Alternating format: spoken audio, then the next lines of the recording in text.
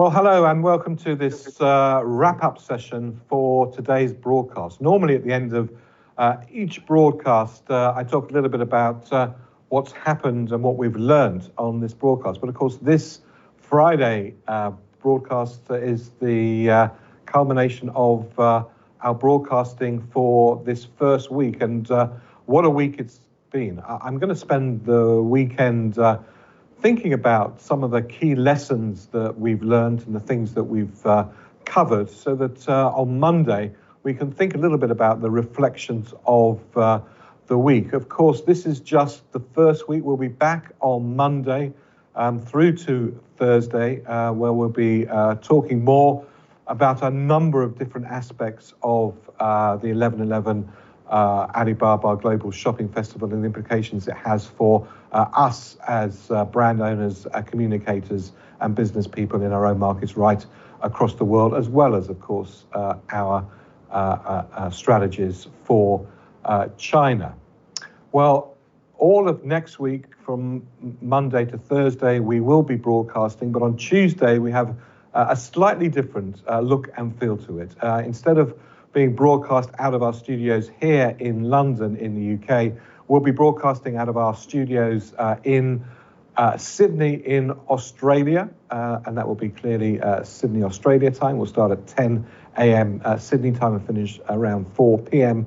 Sydney time. It will be anchored by a good friend and colleague, the executive chairman of VML Y&R in Australia and New Zealand, John Bird. So please do join for all of those sessions as well. And we'll be back anchoring out of London for Wednesday and, of course, Thursday, the final day of 11/11. Well, today we've heard from Rude Health. We've talked a little bit about the whole concept of brands with brands that have purpose and value with their two founders, Nick and Camilla. We also investigated and had a deep dive on the whole question and really important elements of sustainability and purpose with Hari and Q.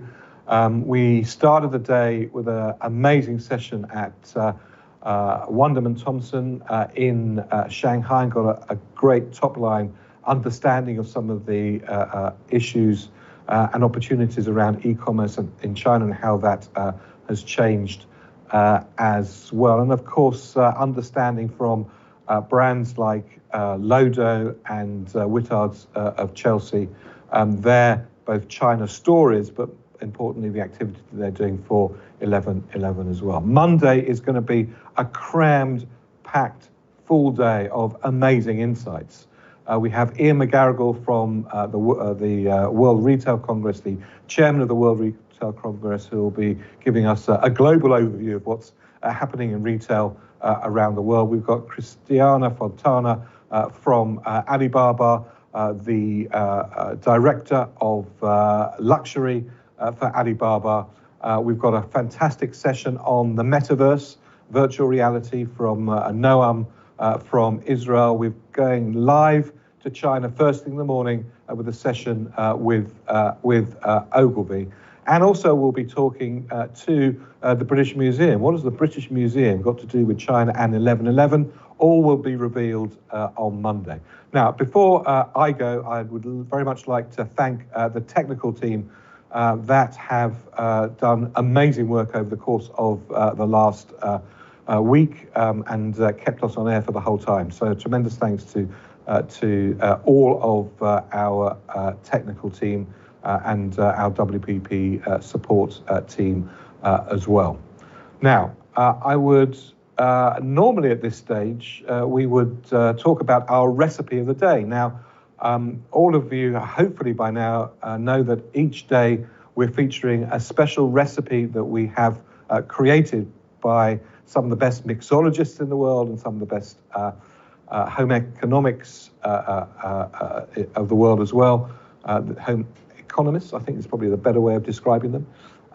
Using products from three of the British brands in the health wellness space.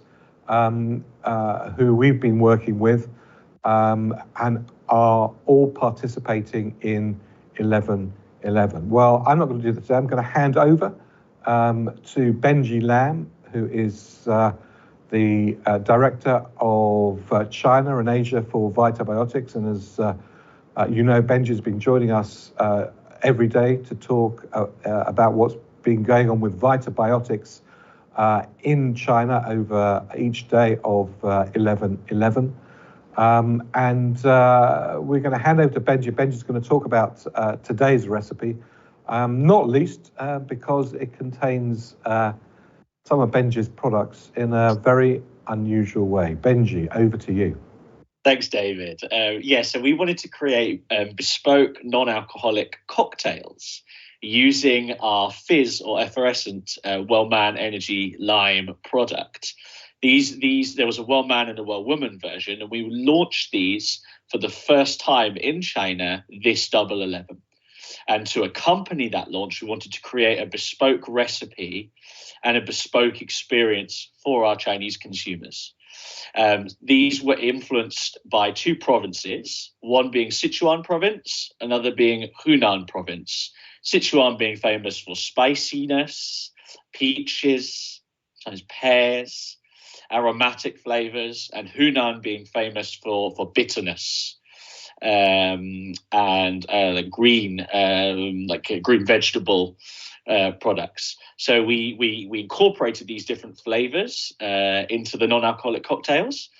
And I believe now we're going to show you a video introducing one of the non-alcoholic cocktails inspired by Wellman Fizz, launched for the first time in China during 11.11. A pleasure to be a part of it. Thank you very much, and have a great weekend, everybody.